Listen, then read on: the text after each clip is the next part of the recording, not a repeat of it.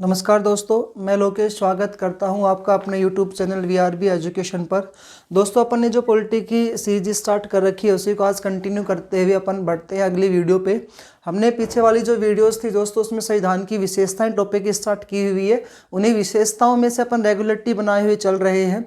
इससे पहले हमने मौलिक अधिकार टॉपिक कंप्लीट किया था, नहीं भाग 1, भाग 2, भाग 3, ये 3 तक हम कंप्लीट कर चुके हैं। 1 से लेकर के और 36 में 35 अनुच्छेदों तक कंप्लीट कर चुके हैं। अगला टॉपिक आता है दोस्तों नीति निर्देशक तत्व का। दोस्तों, आपके प्यार के लिए बड़ा धन्यवाद है और इसी प्रकार से आप कंटिन्यू जो है क्लासेस देखते रहिए और अपने प्रॉपर तरीके से नोट्स बनाइएगा। नीति निर्देशक तत्व टॉपिक है दोस्तों आज अपना। नीति निर्देशक तत्व जो है इसके बारे में हमने पहले भी बताया था। इसकी डेफिनेशन दी थी तीनों के, भाग 3 की, भाग 4 की और भाग 4 कै की। तो उसमें हमने पढ़ा था कि नीति निर्देशक तत्व वो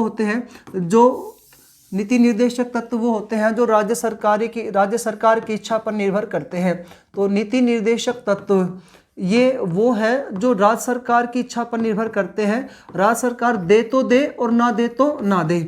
नीति निर्देशक तत्व का उल्लेख संविधान के भाग 4 में आता है। अनुच्छेद है दोस्तों इसके लिए 36 से 51 और ये कहाँ से लिए गए हैं तो इनका स्रोत है जी आयरलैंड। ये आयरलैंड से लिए गए हैं। पहला पॉइंट तो दोस्तों यही आता है कि ये किसकी इच्छा पर निर्भर करते हैं, राज्य सरकार की इच्छा पर निर्भर करते हैं। राज्य सरकार इनको दे तो दे, ना दे तो ना दे। तो राज्य सरकार की इच्छा पर निर्भर करते हैं, उन्हें कहा जाता है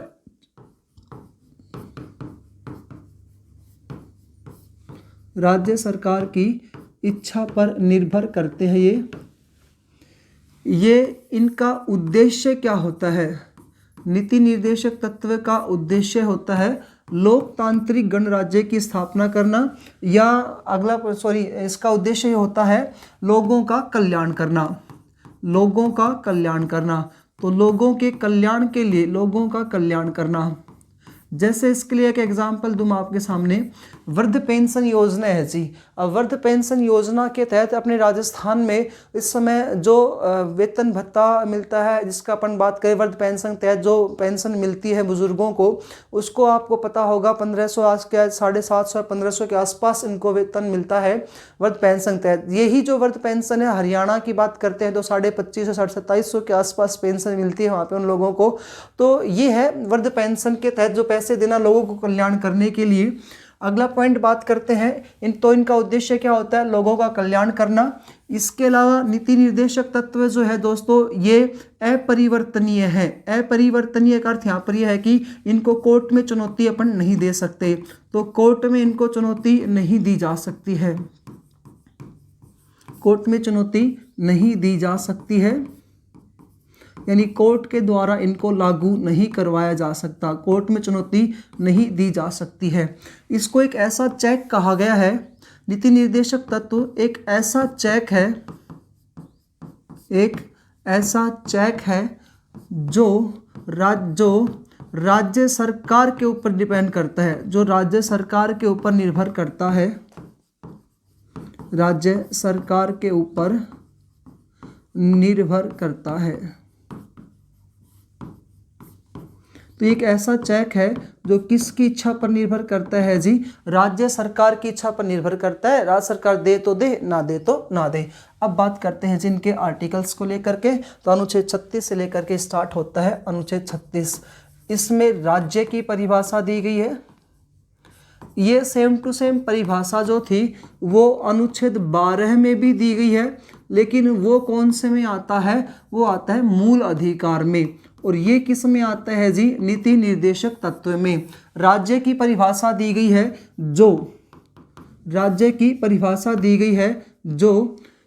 जिसके अंग करते हैं, जिसके दो अंग हैं, यानी कि राज्य के कितने अंग बता दिए गए, 2। वो कौन कौन से अंग है, एक है जिसका विधानमंडल और दूसरा आता है कार्यपालिका। ये सेम टू सेम जो परिभाषा है ना, ये अनुच्छेद 12 में भी आती है मूल अधिकार में, और अनुच्छेद 36 में भी आती है नीति निर्देशक तत्व में। यानी कि राज्य के 2 अंग बताए गए, एक है विधानमंडल और दूसरी आती है इसमें कार्यपालिका। अब जो कार्यपालिका के सदस्य कौन कौन होते हैं, विधानमंडल के सदस्य कौन कौन होते हैं, तो कार्यपालिका के जो सदस्य आता है वो सबसे पहले आते हैं राज्यपाल, गवर्नर, उसके बाद जी चीफ मिनिस्टर, हमारे यहाँ के सीएम, उसके बाद बात करें तो सीएम को सलाह देने के लिए जो मंत्री परिषद होती है वो, तो राज्य की कार्यपालिका में। और चौथा आता है इसमें एडवोकेट जनरल, यानी कि महाधिवक्ता, राज्य सरकार का सबसे बड़ा वकील एडवोकेट जनरल जो होगा वो भी इसी के अंतर्गत आता है जी। ठीक है भाई। उसके बाद बात करते हैं विधानमंडल की, तो इसके 2 सदन होते हैं। 2 सदनों में सबसे पहला आता है विधान परिषद, विधानसभा। तो एक है विधान परिषद, जो विधान परिषद वर्तमान में कितने राज्यों में आती है, तो केवल 5 राज्यों में है विधान परिषद। और विधानसभा, विधानसभा 28 के 28 राज्यों में है भारत के, और 8 यूटी में से ना आकर के वर्तमान में कितने यूटी में आती है, 3 यूटीओं में आती है। अंक की बात करें तो भाई अंग में इसमें होते हैं 3, अंग में जुड़ जाएगा यहाँ पर राज्यपाल, राज्यपाल के बाद दूसरा आता है विधान परिषद, विधान परिषद के बाद तीसरे नंबर पे आती है विधानसभा।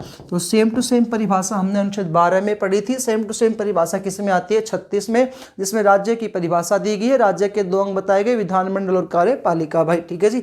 उसके बाद बात करते हैं 37, अनुच्छेद 37 ये कहता है नीति निर्देशक तत्व अवाद योग्य है, नीति निर्देशक तत्व अवाद योग्य है। इसका अर्थ क्या है भाई, तो इनका अर्थ है कोर्ट में चुनौती नहीं दी जा सकती। नीति निर्देशक तत्व अवाद योग्य है, कोर्ट में चुनौती नहीं दी जा सकती, न्यायालय में ये अपरिवर्तनीय है, कोर्ट में चुनौती इनको नहीं दी जा सकती। और हमने पहले बताया था आपको 5 ऐसे संविधान में है पॉइंट्स हैं जिनको कोर्ट में चुनौती नहीं दे सकते। किस किस को नहीं दे सकते, तो 9वीं अनुसूची जो संविधान के प्रथम संविधान संशोधन के तहत जोड़ी गई थी। दूसरा मूल कर्तव्य, अभी आगे पढ़ेंगे, मूल कर्तव्य भाग 4 कैम में आते हैं। ये 37 के अकॉर्डिंग कहता है नीति निर्देशक तत्व, तो इनको आप कोर्ट में चुनौती नहीं दे सकते हैं, नीति निर्देशक तत्व। चौथा आता है इसमें जी परिसीमन आयोग की रिपोर्ट, और एक है प्रस्तावना।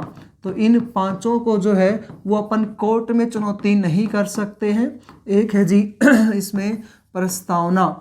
तो अनुच्छेद 37 ये कहता है नीति निर्देशक तत्व अवाद योग्य है, ये 37 कहता है भाई, इनको कोर्ट में अपन चुनौती नहीं दे सकते हैं। वेरी गुड भाई, अच्छा पॉइंट है ये। अच्छा 38वां अनुच्छेद ये कहता है कि 38 अनुच्छेद ये कहता है कि नीति निर्देशक तत्वों का कार्य क्या होता है, तो लोक कल्याणकारी कार्य की स्थापना करना, लोक कल्याणकारी राज्य की स्थापना करना। 37 ये कहता है नीति निर्देशक तत्वों का उद्देश्य, तो उद्देश्य क्या है, लोक कल्याणकारी राज्य की स्थापना करना, एक ऐसा राज्य बनाए जिसमें सभी लोगों का क्या हो, कल्याण हो सके। तो अब ये कल्याण कैसे एक प्रकार से किया जाता है भाई, जैसे आजकल नरेगा का काम दे दिया, नौकरियां निकाल दी, संविदा पर भर्तियां कर दी, यानी कि हर व्यक्ति को रोजगार देने की जो कल्याण होता है, या जो रोजगार नहीं भी प्राप्त कर पाते हैं उनके लिए, जैसे कि राशन प्रणाली देना ना जी, राशन दिया जाता है, 2 रुपये किलो गेहूं दिया जाता है, इसके अलावा अनाज, दाल, चीनी या जो भी आपको एक्सेट्रा मिलता है, या बिजली का बिल जो होता है वो माफ़ हो जाता है, लोन माफ़ हो जाना। तो ये राज्य सरकारों की इच्छा पर निर्भर करता है, यह है लोक कल्याणकारी राज्य की स्थापना करना। 39 जो अनुच्छेद है वो ये कहता है कि राज्य का जो राज्य सरकार जो है ऐसी व्यवस्था करे, राज्य सरकार ऐसी व्यवस्था करे जिससे लोगों को निःशुल्क कानूनी सहायता प्राप्त हो सके, जिससे लोगों को निःशुल्क कानूनी सहायता प्राप्त हो सके। तो राज्य सरकार ऐसी व्यवस्था करे जिससे लोगों को निःशुल्क कानूनी सहायता प्राप्त हो सके। तो निःशुल्क कानूनी सहायता का उल्लेख कौन से आर्टिकल में आता है? 39 में। राज्य सरकार ऐसी व्यवस्था करे जिससे लोक कल्याणकारी राज्य की स्थापना हो सके। उसके बाद वेरी वेरी इंपॉर्टेंट आता है जी 40वां, सबसे इंपॉर्टेंट आर्टिकल है 40वां। ये कहता है कि राज्य सरकार ग्राम पंचायतों का गठन करे, ग्राम पंचायतों का गठन करे। दोस्तों सबसे इंपॉर्टेंट अनुच्छेद है और अनेकों बार पेपर में इससे रिलेटेड क्वेश्चन पूछे गए हैं। क्वेश्चन इतना सा पूछता है कि ग्राम पंचायतों का गठन करने के लिए कौन सा आर्टिकल आता है? तो 40वां आर्टिकल है, ग्राम पंचायतों का गठन करे। कौन से भाग में आते हैं? 4 में आते हैं, नीति निर्देशक तत्व में आते हैं। इंपॉर्टेंट पॉइंट है जी। 41 कहता है कि राज्य सरकार समान न्याय, राज्य सरकार समान न्याय शिक्षा व निःशुल्क कानूनी सहायता प्रदान करे। समान न्याय शिक्षा व निःशुल्क कानूनी सहायता प्रदान करे, ऐसा आर्टिकल आता है। तो 41 प्रदान करे। सारे काम राज्य सरकार के हैं इसलिए हर जगह राज्य सरकार नाम आएगा। 42 कहता है कि राज्य सरकार काम यानी कि रोजगार प्रदान करे, काम दे। राज्य सरकार क्या दे जी? काम दे। और वो काम भी किसके अकॉर्डिंग होना चाहिए? मानव उचित, मानव की दशा के अनुसार, मानव के न्याय संगत होना चाहिए, मानव की दशा के अकॉर्डिंग न्याय संगत होना चाहिए। काम दे, शिक्षा दे, निःशुल्क कानूनी सहायता प्रदान करे। राज्य सरकार न्याय, शिक्षा, निःशुल्क और इसके अलावा काम और जोड़ेंगे इसमें काम दे। फिर कह राज्य सरकार काम दे, वो मानव के अकॉर्डिंग होना चाहिए, तो मानव के न्याय संगत और प्रसूति सहायता की व्यवस्था करे।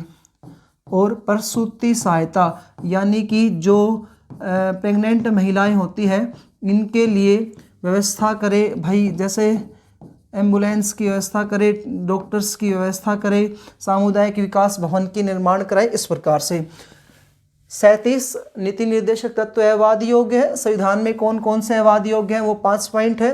राज्य सरकार ऐसा काम करे लोक कल्याणकारी की स्थापना हो सके। राज्य सरकार ऐसी व्यवस्था करे जिससे लोगों को निःशुल्क कानूनी सहायता प्राप्त हो। ग्राम पंचायतों का गठन करे। राज्य सरकार काम दे, समान न्याय दे, शिक्षा दे, निःशुल्क सहायता प्रदान करे। निःशुल्क सहायता कैसे जी? कानूनी सहायता, निःशुल्क कानूनी सहायता प्रदान करे। उसके बाद कह रहा है काम जो होगा ना, वो काम तो दे रही है लेकिन काम कैसे होगा? मानव के अकॉर्डिंग होना चाहिए, न्याय संगत दशाओं का निर्धारण करने वाला हो और प्रसूति सहायता की व्यवस्था करेगा राज्य सरकार। इसके बाद बात करते हैं जी 43 आर्टिकल ये कहता है कि काम जो दे रही है राज्य सरकार वो काम या काम के बदले में मजदूरी प्रदान करे या जीवन निर्वाह के लिए मजदूरी प्रदान करे। जीवन निर्वाह के लिए मजदूरी प्रदान करे। जीवन निर्वाह के लिए क्या करे जी? मजदूरी प्रदान करे। 44 ये सबसे इंपॉर्टेंट है जी। 40 के अलावा 2 इंपॉर्टेंट आते हैं, 40 और 44। 44 ये कहता है राज्य सरकार समान नागरिक संहिता को लागू करे। समान नागरिक संहिता को लागू करे। समान नागरिक संहिता को लागू करे।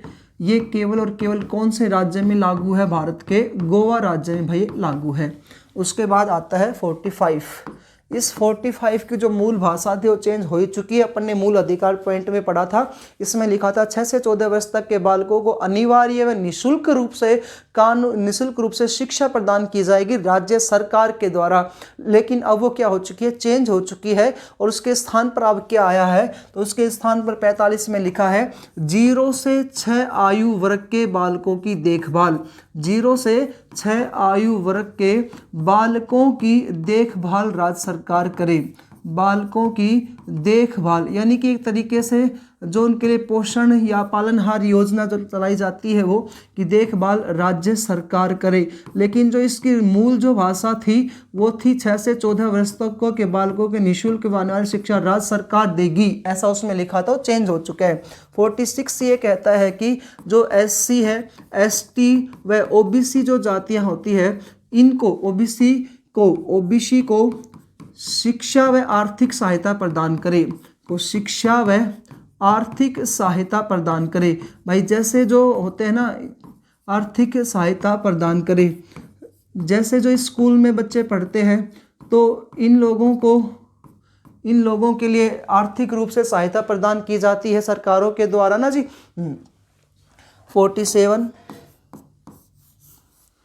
47 ये भी इम्पोर्टेंट है, तो एक 40 इम्पोर्टेंट था, 44 इम्पोर्टेंट है, इसके बाद आता है 47। ये क्या कहता है, राज्य सरकार का प्राथमिक कर्तव्य, यानी राज्य सरकार का पहला काम क्या होता है, राज्य सरकार का प्राथमिक कर्तव्य होगा कि राज्य सरकार का प्राथमिक कर्तव्य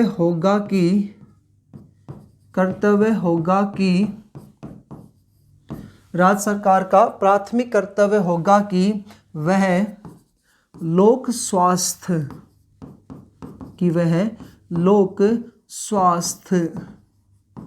या लोक सहायता प्रदान करे, लोक सहायता और पोषाहार की व्यवस्था करें, दोस्तों ये सबसे इम्पोर्टेंट है। 47वां पोषाहार की व्यवस्था करे, यानी राज्य सरकार का यहाँ पे काम निर्धारित कर दिया गया कि उसका पहला कर्तव्य होगा, पहला कर्तव्य क्या होगा कि लोक स्वास्थ्य या लोक सहायता प्रदान करेगी, साथ ही साथ किसकी व्यवस्था करेगी, पोषाहार की भी व्यवस्था कौन करेगी, राज्य सरकार करेगी जी। 48वां अनुच्छेद है, 48वां अनुच्छेद ये कहता है कि जो जीव जंतु है उनके ऊपर दया रखें, तो पशु पक्षियों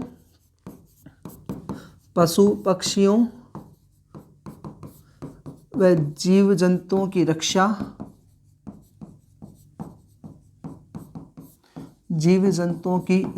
करे कौन, राज्य सरकारें। इसी में 48A और आता है, वो ये कहता है कि 48A पॉइंट दोस्तों ये कहता है कि जितने भी 48A ये कहता है कि जितने भी वन्य जीव अभयारण्य हैं उनको संरक्षण दे, उनकी रक्षा करे, तो वन्य जीव अभयारण्य की रक्षा करे, वन्य जीव अभयारण्य की रक्षा करे। 49 आर्टिकल जी, 49 आर्टिकल जो है दोस्तों ये कहता है कि जितने भी विरासत स्थल है, जैसे कि धरोहर स्थल है तो उनको संरक्षण देना, तो धरोहर या विरासत स्थलों को संरक्षण देना, जैसे लाल किला हुआ, आमेर का किला, ताजमहल, तो धरोहर या विरासत स्थलों को संरक्षण देना, विरासत स्थलों को संरक्षण देना राज्य सरकार देगी जी। बात करते हैं 2 आर्टिकल्स और बचे हैं। 50 ये कहता है कार्यपालिका का न्यायपालिका से पृथक्करण, कार्यपालिका का न्यायपालिका से अलग होना। भाई न्यायपालिका कार्यपालिका ये क्या चीज़ है उसको अपन देखेंगे, अर्थात न्यायपालिका स्वतंत्र होकर कार्य करेगी, न्यायपालिका से पृथक्करण और न्यायपालिका स्वतंत्र होकर कार्य करेगी, न्यायपालिका स्वतंत्र रूप से कार्य करेगी, न्यायपालिका स्वतंत्र रूप से कार्य करेगी। ये कहता है कि कार्यपालिका जो है वो न्यायपालिका के कार्यों में हस्तक्षेप नहीं कर सकती, जैसे केंद्र की कार्यपालिका और राज्य की कार्यपालिका ऐसे ही होती है, केंद्र की न्यायपालिका और फिर आती है राज्य की न्यायपालिका। तो ये जो केंद्र सरकार की कार्यपालिका है ना जी, इस केंद्र सरकार की कार्यपालिका के सदस्य और राज्य कार्यपालिका के सदस्य। केंद्र कार्यपालिका का सदस्य कौन आता है? राष्ट्रपति।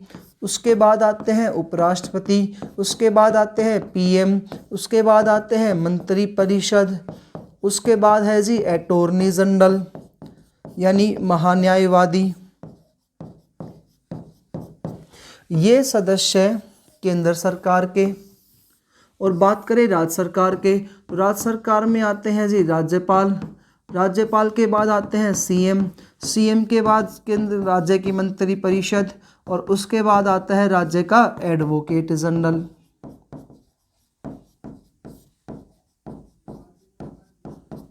यानी कि महाधिवक्ता।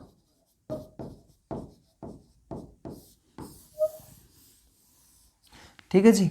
ये सारे के सारे सदस्य सुप्रीम कोर्ट केंद्र सरकार का और राज्य सरकार का हाई कोर्ट और डिस्ट्रिक्ट कोर्ट। अनुच्छेद 50 ये कहता है कार्यपालिका का न्यायपालिका से पृथक्करण होगा, यानी ये कार्यपालिका के सदस्य न्यायपालिका के कार्यों में हस्तक्षेप नहीं कर सकते, और वो चाहे किसी भी तरह का हस्तक्षेप हो सकता है भाई। ठीक है जी। तो पॉइंट ये है कार्यपालिका के सदस्य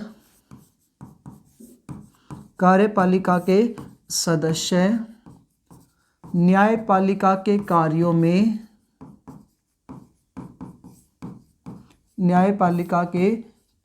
में हस्तक्षेप नहीं कर सकते, न्यायपालिका के कार्यों में हस्तक्षेप नहीं कर सकते।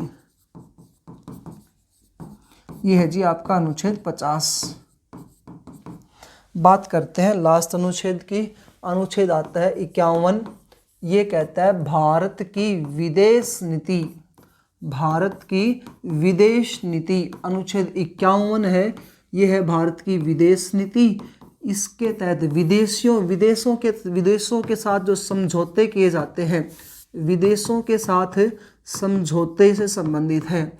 विदेशों के साथ समझौते के तहत जो विदेश नीति बनाई जाती है वही है जी अनुच्छेद 51 के अंतर्गत। ठीक है जी। और विदेश नीति का जनक किसे कहा जाता है भारत में? तो विदेश नीति के जनक थे पंडित जवाहरलाल नेहरू को विदेश नीति का क्या कहा जाता है? जनक कहा जाता है। दोस्तों ये अपना टॉपिक था छोटा सा नीति निर्देशक तत्व का। नीति निर्देशक तत्व संविधान के भाग 4 में आते हैं। अनुच्छेद जो है इनका वो आते हैं, नीति निर्देशक तत्वों का अनुच्छेद आता है 36 से 51 में। ये कहाँ से लिए गए? आयरलैंड से लिए गए हैं। राज्य सरकार की इच्छा पर निर्भर करते हैं। लोगों का कल्याण करना या एक लोक कल्याणकारी राज्य की स्थापना करना, लोक कल्याणकारी राज्य की स्थापना करना ही इनका उद्देश्य होता है। लोक कल्याणकर राज्य की स्थापना करना ही इनका क्या है जी? उद्देश्य है। दूसरा पॉइंट रखते हैं कि इनको कोर्ट में चुनौती नहीं दी जा सकती है। एक ऐसा चेक है जो राज्य सरकार के ऊपर निर्भर करता है, या एक केटी साहा नाम के व्यक्ति ने ये कहा है कि राज्य सरकार का नीति निर्देशक तत्व एक ऐसा चेक है जिसकी भुगतान की तारीख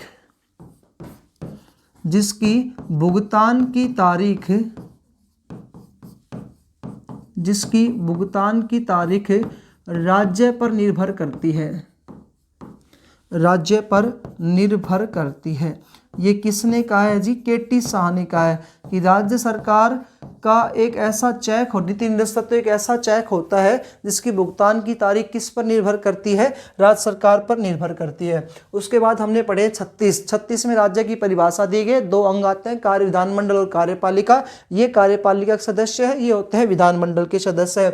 37 कहता है कि जो नीति निर्देशक तत्व जो होते हैं अवाद योग्य है। संविधान में कितने पॉइंट्स जो है वो अवाद योग्य होते हैं, तो उन अवाद योग्यों के पॉइंट है 5। तो संविधान में वर्तमान में 5 चीजें हैं जिनको अपन कोर्ट में चुनौती नहीं दे सकते हैं वो अवैध योग्य कहलाते हैं। 5 है जी लोक कल्याणकारी राज्य की स्थापना करना। 38 अनुच्छेद है। 39 कहता है राज्य सरकार ऐसी व्यवस्था करे जिससे निःशुल्क कानूनी सहायता प्रदान की जा सके। 40 कहता है ग्राम पंचायतों का गठन करे। 41 कहता है राज्य सरकार समान न्याय, काम, शिक्षा, निःशुल्क कानूनी सहायता प्रदान करे। उसके बाद कहता है 42 जो काम दिया जा रहा है ना वो मानव के अकॉर्डिंग होना चाहिए और प्रसूति सहायता की व्यवस्था राज्य सरकार करे। जीवन निर्वाह के लिए मजदूरी प्रदान करेंगे इस 43 के तहत। और इसमें दोस्तों एक 43 क और आता है या 43 ए और है। उस 43 ए में क्या लिखा हुआ है वो देखेगा आप। 43 ए कहता है कि 97वें संविधान संशोधन, ये इंपॉर्टेंट पॉइंट है जी, 97वें संविधान संशोधन 2011 के तहत इसको जोड़ा गया था।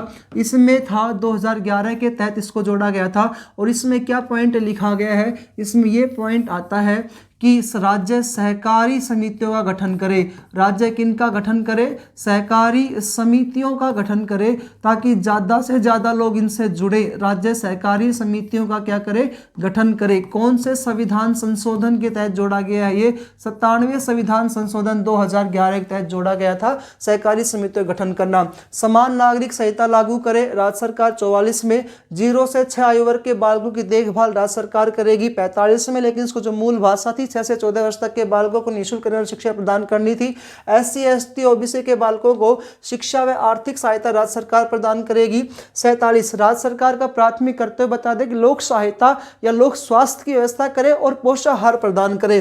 पशु पक्षियों जीव जंतुओं की रक्षा करे। वन्य जीव अभयारण्यों की रक्षा करे। धरोहर स्थल या विरासत स्थलों की कर दे संरक्षण दे जी। 50 आता है कार्यपालिका का न्यायपालिका से पृथक्करण, अर्थात भारत की जो न्यायपालिका होगी स्वतंत्र रूप से कार्य करेगी। ये कार्यपालिका के सदस्य, ये केंद्र और राज्य कार्यपालिका के सदस्य न्यायपालिका, supreme court, high court, district court के किसी भी कार्यों में हस्तक्षेप नहीं कर सकते, ऐसा 50 कहता है। और 51 कहता है भारत की विदेश नीति, विदेशों के साथ जो समझौते स्थापित किए जाते हैं उसे विदेश नीति कहा जाता है। और भारतीय विदेश नीति का जनक कौन आता है? पंडित जवाहरलाल नेहरू। केटी शाह ने कहा जी एक ऐसा चेक है जिसकी भुगतान की तारीख राज्य सरकार के ऊपर निर्भर करती है, इसलिए हमें नहीं पता राज्य सरकार दे तो दे, ना दे तो ना दे। दोस्तों एक छोटा सा टॉपिक था आपका नीति निर्देशक तत्व का, उम्मीद आपको समझ में आया होगा। मिलते हैं दोस्तों फिर अगली वीडियो में। ये कंटिन्यू सीरीज चल रही है और आपको कंटिन्यू इसको प्लेलिस्ट में मिल जाएगी। धन्यवाद दोस्तों।